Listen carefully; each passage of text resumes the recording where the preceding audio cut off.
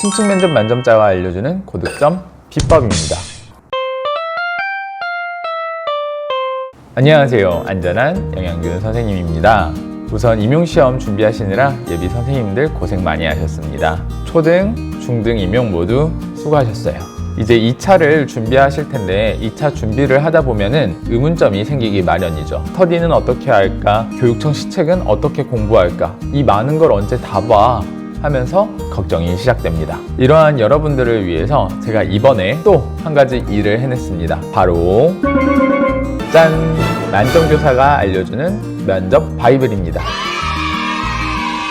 이번 책은 경기도에 있는 저와 서울에서 근무하고 계신 유능한 선생님 한 분을 같이 모셔서 책을 작성하게 되었고요. 여러 교육청 시책들 그리고 서울과 경기도 시책을 바탕으로 현직 교사의 경험과 의견을 바탕으로 책의 내용을 수록하였습니다. 이 책에는 요즘에 가장 중요한 트렌드죠. 감염병, 원격 수업, 그 다음에 블렌디드 수업, 그린 스마트 스쿨 이러한 내용들도 정리해서 넣었고요. 그리고 각 파트마다 생각해볼 문제를 넣었어요.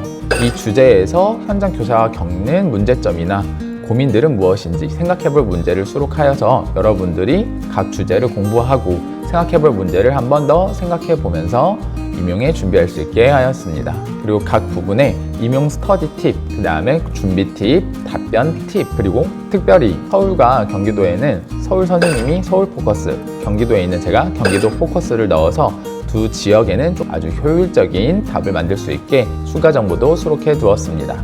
잘 활용해 주실 거죠? 그렇다면 지금부터 고득점 비법에 대해서 알아보겠습니다. 먼저 첫 번째, 답변을 하는데 시간이 부족하다. 근데 아직 답변을 다 못했다. 어떻게 해야 할까요? 우선 평가관으로 들어가신 어떤 장학사 교감 선생님 말씀에 의하면은 이 기준이 평가 몇 가지를 답했냐 또는 무엇을 했냐 안 했냐 이러한 체크리스트로 구성이 되기 때문에 모든 것을 답변하는 게 중요하다고 얘기를 하셨어요. 예를 들어 수험생이 아주 훌륭한 답변을 해줬는데 그 설명을 오래 하다 보니까 뒤에 답변 가지수를 채우지 못했어요. 그럼 당연히 감점이겠죠. 만약 1분이 남았는데 내가 말할 가지수가 3개가 더 있다. 그렇다면요. 선택은 여러분의 몫이지만 저라면은 3가지 타이틀을 얘기하고 각 타이틀마다 추가 문장을 1가지 또는 2가지씩만 붙이겠습니다. 예를 들어서 첫 번째 키워드 설명, 두 번째 키워드 설명, 세 번째 키워드 설명 이상입니다 하고 1분 안에 마무리할 것 같아요. 사실 이렇게 하면은 각 설명 부분이 너무 짧아서 근거가 부족해 보이긴 하지만 차라리 답변 가지수가 부족한 것보다 근거가 조금 부족한 게 나을 수 있어요. 그리고 말을 빨리 하더라도 자신의 의견, 자신의 답변을 다 전달하는 게 이 시험에서는 더 고득점이 될 수 있습니다. 그러니까 걱정하지 말고 아웃사이드처럼 빠바바바바 얘기하세요. 급할 때는 어쩔 수 없잖아요. 그리고 말이 빠른지 태도가 어떤지 이러한 것들 채점 기준은 사실 없다고 이야기해 주셨습니다. 두 번째 팁은요, 키워드 중심으로 사고하고 말하는 거예요. 임용 심층 면접 준비하실 때 어떠한 주제를 공부하시고 이거를 다 내 머릿속에 넣으려고 하시지 마시고요. 어차피 흐름은 아니까 각 파트별로 내가 중요하게 생기는 키워드는 무엇이고 그 문제가 나왔을 때 나의 답변은 어떻게 할지 특히 이 답변을 무조건 키워드 중심으로 정리하세요. 키워드 중심으로 정리하고 나중에 모의 면접할 때 이 키워드를 써서 문장을 끌어내는 연습을 하는 겁니다. 문장을 다 넣고 그거를 시책을 막 줄줄줄 말하려고 하는 거는 독이 될 수 있어요. 그리고 비효율적이라고 생각합니다. 무조건 저는 교육복지면은 교육복지 안에서 어떠한 사업이 있는지를 이해하고 그리고 이 사례를 만약에 극복하기 위한 지도 방안을 얘기하라 라면은 그 지도 방안을 땡땡땡 이렇게 해서 키워드로만 정리해뒀어요. 단순히 얘기해서 뭐 수업 재구성이라고 하면은 저는 무조건 프로젝트 수업을 썼고요. 창의교육이라고 하면은 PMI를 썼고요. 이런 식으로 정확하게 어떤 키워드를 어느 주제에 쓸지 만들어두는 것입니다. 세 번째 팁은 아까 두 번째와 관련이 있는데요. 맞는 답변을 만들 때 시책과 연관지으라는 것입니다. 예를 들어서 제가 수업이라면 프로젝트, 창의라면은 PMI를 쓴다고 얘기를 드렸는데 이 각 부분에 맞는 답변을 준비할 때 자신이 준비하는 지역의 교육청 시책을 1가지씩은 연결해 보시길 바라요. 특히 프로젝트 같은 경우에는 어떠한 문제에도 쓸 수 있는 가능성이 아주 많기 때문에 다양한 시책과 연결시켜서 프로젝트의 답변을 준비해 보는 것도 좋습니다. 예를 들어서 서울 같은 경우에는 청진기라는 사업이 있어요. 그러면은 이제 프로젝트와 청진기 사업을 관련시켜서 진로교육의 답변을 만들어 본다. 교육복지를 공부하고 있다면 교육복지와 프로젝트 수업을 연관시킬 수 있는 사제동행 프로그램을 어떻게 프로젝트로 연결해 볼지 생각해 보는 것도 방법입니다. 이런 식으로 각 교육청에서 진행하고 있는 구체적인 사업 또는 단어들을 활용해 주는 게 좋습니다. 경기도교육청에서는 안전교육에서 안전감수성과 안전문화 확산을 많이 강조하고 있는데요. 프로젝트를 통해 안전교육을 실시할 때 경기도에서 요구하는 안전감수성을 신장할 수 있습니다. 안전문화를 확산시킬 수 있습니다. 이런 식으로 또는 3H에서 핸드, 헤빗, 하트, 안전의식을 신장하겠습니다. 이런 식으로 답변하는 방식입니다. 교육청에 근무하고 계시는 장학사님들이 평가관으로 많이 들어오시는데 들으면 바로 열심히 준비했군 하시겠죠. 네 번째는요, 삶과 연계해라 입니다. 사실 학생 교육과정에서도 삶과 연계를 맥락 속의 교육을 많이 강조하잖아요. 그래서 답변을 말할 때도 근거 문장으로 자신의 경험을 짧게 넣어보는 것도 좋습니다. 또는 사회 현상이나 사회 이슈와도 연관 지어보는 게 좋습니다. 그러면 근거의 타당성이 더 쑥쑥 업그레이드 되겠죠. 그리고 이를 위해서는 사회적 이슈도 꼭 함께 공부해 보시기 바랍니다. 다섯 번째입니다. 바로 시간 관리. 답변을 진행하다 보면 시간 관리하는 게 참 어려워요. 종 쳐서 말이 끊겼다. 또는 나는 이미 답변 끝내고 학교 교문 나가는데 띵동띵동 소리 들리더라. 나 망한 거 아니에요?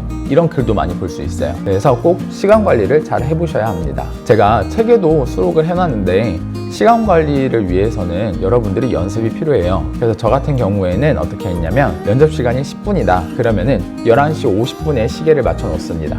또는 12시에 맞춰 놓습니다. 그렇게 하고 그 옆에 뽁 뽑으면 시간 멈추잖아요. 그 상태로 있다가 답변석으로 이동할 때 띡 누르는 연습을 했어요. 그러면은 이제 제가 답변석에 앉는 순간부터 시간이 똑딱똑딱 흐르겠죠. 제가 경기도 시험 볼 때는 시계를 보여주지 않아서 제가 직접 관리를 해야 했기 때문에 이러한 방식으로 시간을 관리했고요. 너무 대놓고 시간을 보면 티가 나니까 어차피 손이 책상 아래 있죠. 문항 하나 답변하고 문제 읽는 척 하면서 밑에 책상을 보면서 잠깐 시간을 확인했습니다. 저는 11시 50분에 맞춰놓고 10분을 쟀기 때문에 얘가 12시 되는 정각까지 오는 바늘 사이에 그 공간이 제 남은 시간이라고 직관적으로 확인할 수 있었죠. 평소에 답변 연습할 때 시간을 측정해보고 내 답변 길이가 이 정도면 이 정도 시간이다 라는 거를 연습해보는 건 당연히 중요하지만 우리는 사람이니까 실수할 수 있잖아요. 그래서 꼭 11시 50분 또는 12시에 시계를 맞춰놓고 띡 누르는 연습해보기. 그리고 이거를 쓰시려면 꼭 모의 면접할 때부터 미리 연습을 해서 습관을 길러두셔야 합니다. 이런 예방적인 습관은 준비해서 나쁠 게 없다고 생각합니다. 그렇다면 마지막으로 올해 어떠한 문제가 나올 것 같으냐? 제가 예전에 멘토링 할 때도 작년에도 기출문제를 어찌 맞췄더라고요. 그래서 약간 운이 좋나? 라고 생각이 드는데 올해는 사실 너무 뻔할 것 같기도 해요.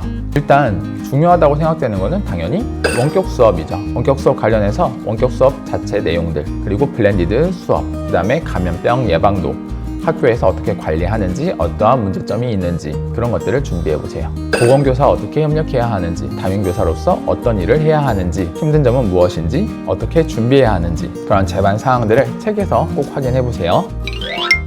두 번째로는 올해 교육복지가 나올 것 같아요. 올해 인천 라면 형제 사건도 있고 기타 여러 가지 문제점들이 너무 많이 발생했어요. 매년 있긴 했지만 그래도 올해 유독 더 부각된 느낌이에요. 원격 수업이 진행되면서 가정에 방치된 아동들이 많아지는 느낌이죠. 저희 교사들도 온라인 수업 기간이지만 가정학습을 신청하는 아이들 또는 학교에 나오지 않는 온라인 수업 날에는 최소한 전화나 영상 통화 또는 실시간 수업으로 아이들의 안전과 건강을 확인하라고 해요. 올해는 교육복지가 나올 것 같습니다. 세 번째는요, 기후변화 대응 교육이 조금 나오지 않을까 생각을 해요. 이걸 작년이나 최근 들어서 계속 강조를 하고 있는데 아직 나오지 않았더라고요. 환경교육이나 지속가능 발전에서 더 나아가서 기후변화 대응 교육을 어떻게 해야 하는지, 교육과정에 어떻게 들어갔는지, 어떻게 들어가면 좋은지 등을 꼭 알아보시기 바랍니다.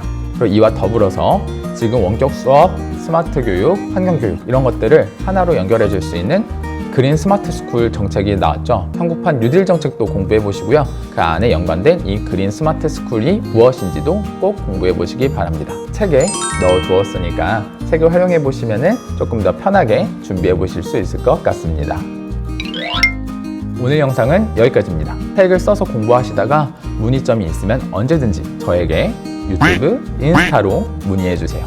부족한 저지만 저도 최대한 여러분들을 도와드리기 위해 노력하겠습니다. 모두 임용 마지막까지 화이팅 하시고요. 꼭 나중에 교육 현장에서 만나길 바라겠습니다. 모두 화이팅!